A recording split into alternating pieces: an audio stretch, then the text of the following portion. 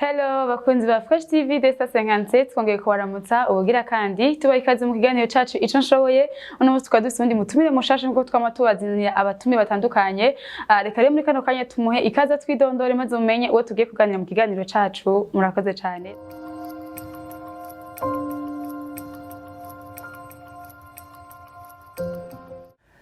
Ndabaramukije cyane muri Imana yitwa Basili Nishimwe ndi umuririmbyi Himbazamana.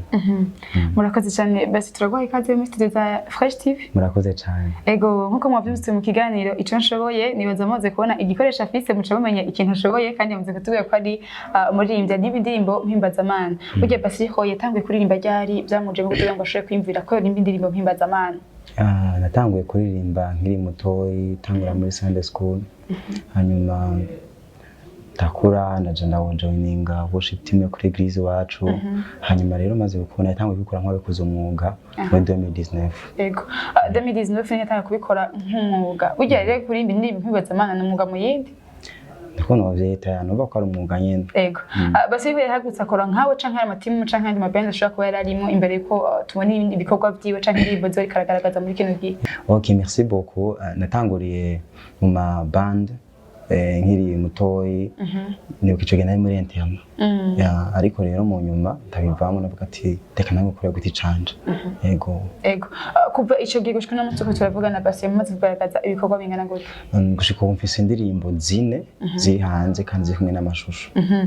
Turegeje kwa indirimbo za tubona neza kumengo nk'izakora hano mu gihugu cacu c'u Burundi. Ubundi twaba twariye ndusanye Basi n'ivyo nk'izakora hano iwacu mu gihugu cacu c'u Burundi. Nizakora mu Burundi n'iki.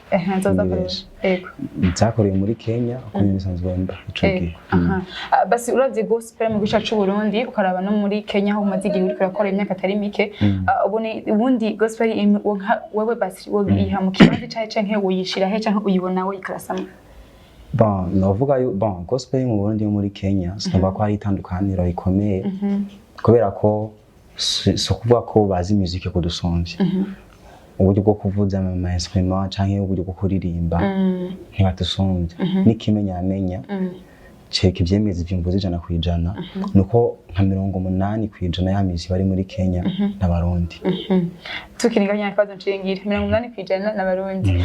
Kuri kino ni bidakunda ko bagumana mu gihugu cacu hagati ariko bikaba ngombwa ko bidepasa akaja kuvuza mu bindi bihugu. Kubera ko nyene tuvugiye muri rusange bari buryanze haguruka ngaha bagateka nje kuvuza muri Kenya. Muri Kenya hari ikintu nahakundeye cyane cyo kwa appreciating uko umuntu akora.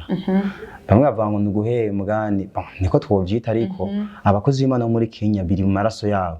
Nubwo wogenda muri eglise ntubwire pastor ngo uzompenga amafaranga nawe kwezi.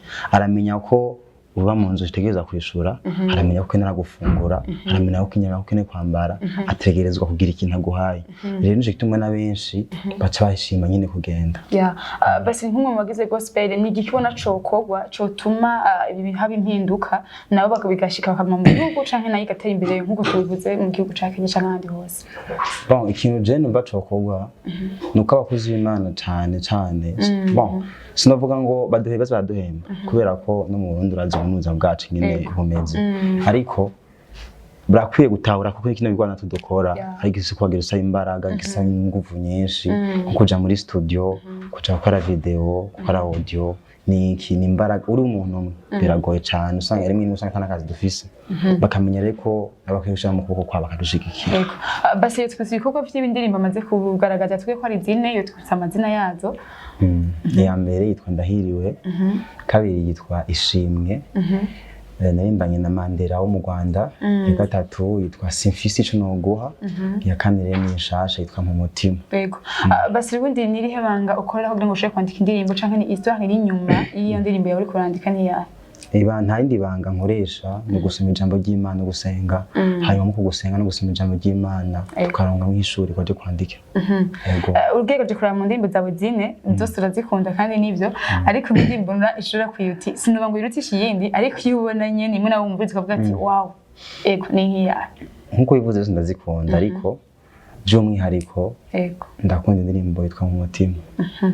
murakoze ni nayo kandi iri ku mwanya muri kino gihe novuga imaze igihe kitari kinini kandi kitari gito imaze kuja ku mugaragaro basi twarabonye n'indi competition yagiyemwo kuri No Repentance No Heaven TV aho indirimbo yoshobora kuba iya mbere ukije muri ya competition wari uravye abantu batanze indirimbo bandi ukaziraba nkawe basi ukibiraba batarabaha amahezika wabona igicapo ca gute nje nari mfise ubwoba nyene bose namenye ibintu byo ama competition ukuntu ntabwo nomenga ibintu bikomeye cyane aho ndavuga ati mbona nyene navuze gushiramo ibiremwa mw'ibirenge sinde busubira inyuma reka nanje nyene nje mu bandi ariko nyene kubwo buntu bw'Imana sinzi nyene byagenze nyene mbona ngo nawe wambere murakoze cyane guys reka rembe ko turangiza ikiganiro cyacu imbere ko ducishizamo gato kuri ndirimbo kugira ngo nushaka utarayumva ucaye ku YouTube ushaka kuyumviriza ikintu cyambaza ukora ni subscribe like share na comment que ce soit négatif ou positif ariko imbere ko aturirimbira ku kantu hari twazo dutatu ndamufitiye muri wa mwanya w'utuntu n'utundi agenda kutubarira basi ucyumva umwanya wa mbere indirimbo yabaye iya mbere ni reaction ya mbere wagize ni ya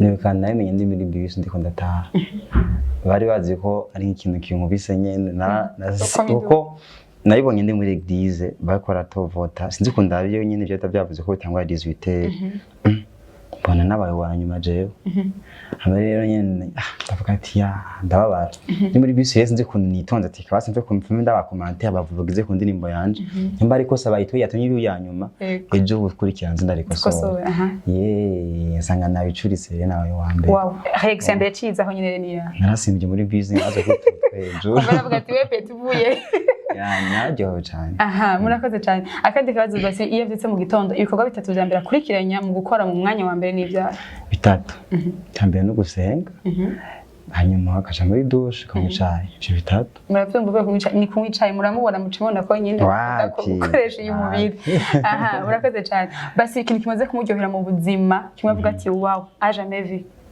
kimaze kubonezera mu buzima ntunge umunsi ukitwa cyangwa umunsi wambaje muri studio bise cyangwa umunsi wa diplome cyangwa umunsi muri Kenya izo nizirimo 30 secondes Ewa byose wabikuye mu byose wabikuye kiramunaniye muzokimubaza inbox so reka mukorege tsigane rero atuvugirize gatoya cyane adutera amatsiko ku ndirimbo yiwe kugira ngo dushe kwikangupira kuri YouTube yiwe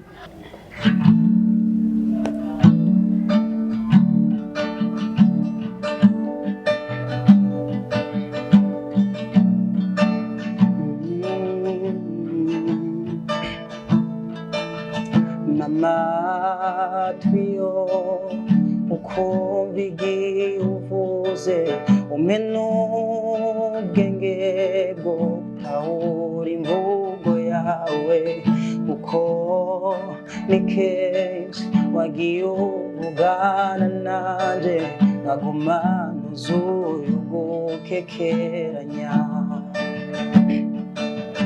wezesha amaso yanje mbashe kubona ibyiza bihishijwe kure cyane bw'inawe w'ivyo bibasha kunkomereza umutima ko nivyo nabonye ejo nzobibona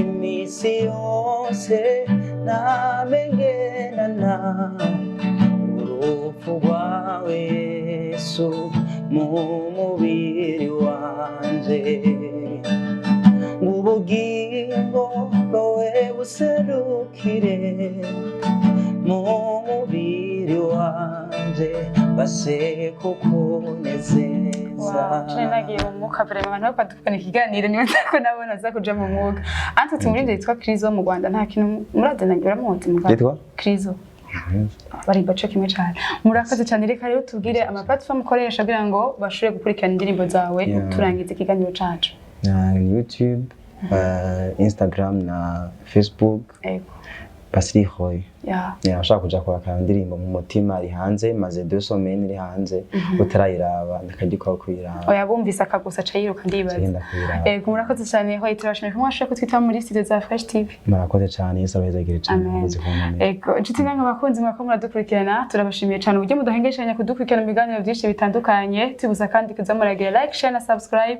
tunge dushimiye na best akomeza kuduha amasana cyane murakoze gose